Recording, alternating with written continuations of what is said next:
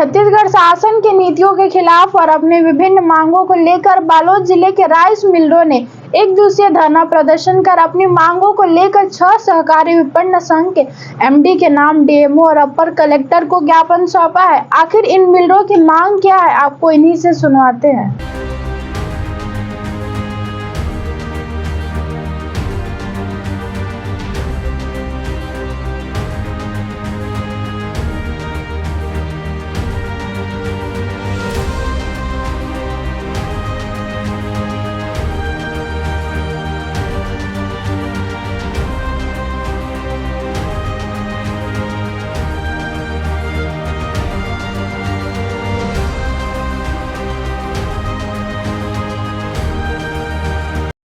मांग है कि सन 2021-22 में कांग्रेस की तत्कालीन सरकार द्वारा हमारा मिलिंग चार्ज में 120 रुपये अतिरिक्त प्रोत्साहन राशि दी जा रही थी, उसे इस वर्ष 24-25 के लिए घटाकर 60 रुपये कर दिया गया है, जो कि हमें कतई मंजूर नहीं है। इसको लेकर प्रदेश राइस मिल एसोसिएशन शुरू से प्रशासन से मांग करता है कि वापस इसे 120 किया जाए।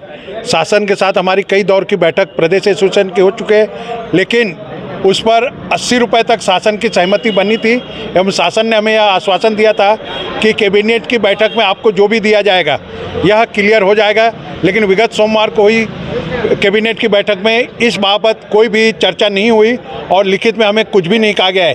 इसके पूर्व हमने प्रदेश के अन्नदाताओं को, किसानों को हित को ध्यान में रखते हुए बारदाना भी दिया कि शासन के एक जो मजबूत कड़ी हमारे किसान है, देश की रीढ़, वो प्रभावित ना हो, बारदाना देना चालू किया आश्वासन पे। लेकिन हमें बड़े दुख के साथ कहना पड़ रहा है कि शासन ने जो हमें आश्वासन दिया था उस पर बिल्कुल भी शासन खरी नहीं उतरी है। इसलिए हम लोग जिला स्तर पे प्रदेश राइस मिल एसोसिएशन के आह्वान पर पूरे प्रदेश में हर जिला मुख्यालय में वहाँ के जिला एसोसिएशन द्वारा धरना प्रदर्शन कर कलेक्टरों को, डीएमओ को ज्ञापन सौंपा जा रहा है। मैं मोहन भाई पटेल। आगे की रणनीति क्या? आगे की रणनीति यह है कि आगामी बुधवार को प्रदेश राइस मिल प्रदेश की मंत्रिमंडल की कार्यकारिणी की बैठक होगी। उसमें यहाँ हमें कहा गया है कि आपके जो भी लंबित मांगे हैं भुगतान संबंधी, वह प्रस्ताव लाया जाएगा। अगर इस पर भी हमें कोई हमारी मांग पूरी नहीं होती तो उसके पश्चात प्रदेश एसोसिएशन द्वारा बैठक करके इस पर कोई भी निर्णय लिया जाएगा।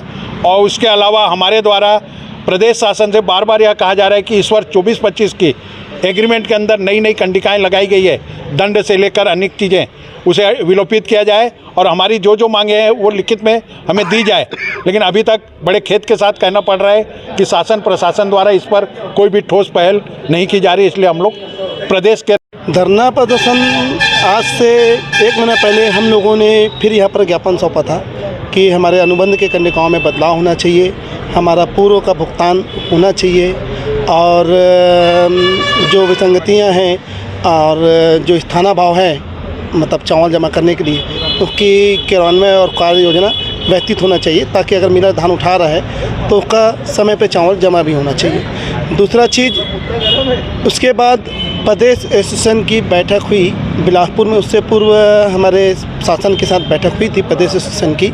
उसमें तत्काल प्रभाव से ये कहा गया था कि आपको आपका 23-24 और 22-23 और विभिन्न मदों का भुगतान आपको जल्द प्रदान कर दिया जाएगा और आप काम चालू करिए। हमने उस आश्वासन पर किसानों को हित को देखते हुए हमने बारदाना प्रदान कर दिया। आज खरीदी संचालित है, हमने पंजीयन भी शुरू कर दिया, लेकिन आज दिनांक तक के हमारे खाते में भुगतान अप्राप्त है।